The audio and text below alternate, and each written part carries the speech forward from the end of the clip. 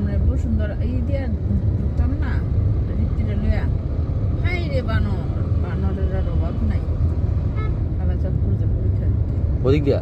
হ আবার মহাখালী যাইতে তোমার এই যে রাস্তা ভরা ছিল ওদিক ডিএচএস এ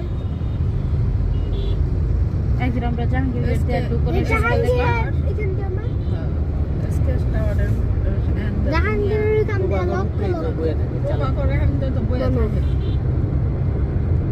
একবার গেছিলাম ঠাটারি বাজার